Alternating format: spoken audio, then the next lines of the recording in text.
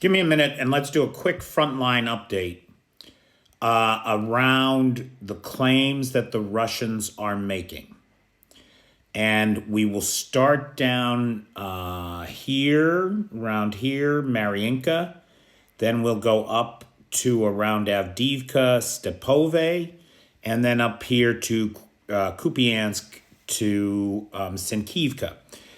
And what we're hearing from the Russian side of things today is that all of those towns have been taken and are now in Russian hands, that the Russians are pushing forward and they're making these big gains.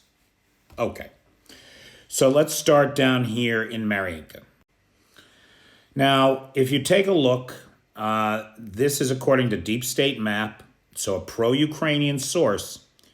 It appears that virtually all of Mariinka is now under Russian control. So it looks like the Russians have taken Mariinka for all intents and purposes. You can argue that some of these northwest bits of the settlement are still in the gray zone or still under Ukrainian control, but it's pointless. The whole exercise is pointless because Mariinka has been leveled to the ground. There is no Mariinka to take anyway. Further to that, the Russians have been trying to take Mariinka since 2014. This is right on the lip of the Donbass.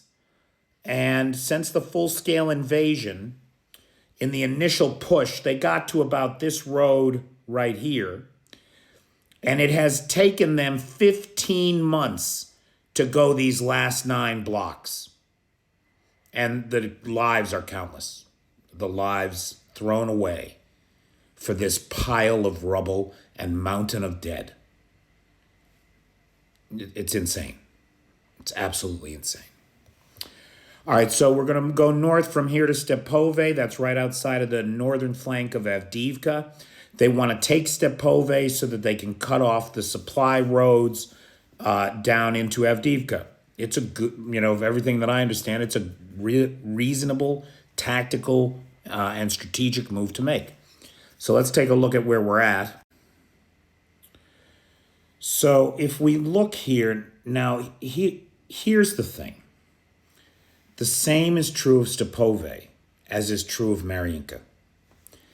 All of the buildings from here or so back are leveled. It's a nightmare moonscape with artillery holes every square yard of ground, square meter. It's awful. There is nowhere to hide. So infantry on foot, when they hear drones coming over, they try to creep into the ruined basements. About 6 Russians did that yesterday on Christmas Day, and an American Bradley just ran over the foundations and buried them alive. I mean, it's awful. It's an awful war, and there's only one person to blame for it. Looking at this realistically, there are no positions to control here.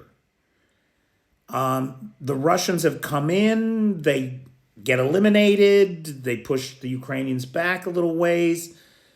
There's very little left to Stepove anyway. The concern is cutting off the supply roads. And again, at what cost? You know how the Russians get here? On the road of death. That's what they call it, the road of death, because nobody ever comes back that goes down it. So this is the situation in Stepove. It's not taken the way that Mariinka is, but again, there's nothing to take. And really, this gray zone is just going back and forth with an awful lot of casualties for no foreseeable reason, really. Anyway, all right. And then in Sinkivka, now, the first time that I heard that Sinkivka had been captured, I believe it was January 28th or June 28th. June 28th. And just like with Mariinka, we must have heard in the last 6 months or so that this town has been taken half a dozen times. It never has been Russians are pushing hard.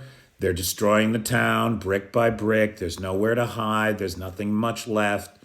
They just keep sending meat wave after meat wave. Do you see a pattern here? There's no, it's immoral. It's obscene. It's unbelievable to me that today, in the 21st century, we are still doing this.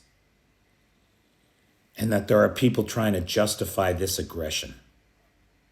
It's outrageous. Outrageous. So, Ollie, I hope that that helps. But that's kind of the short Frontline update today. Thank you.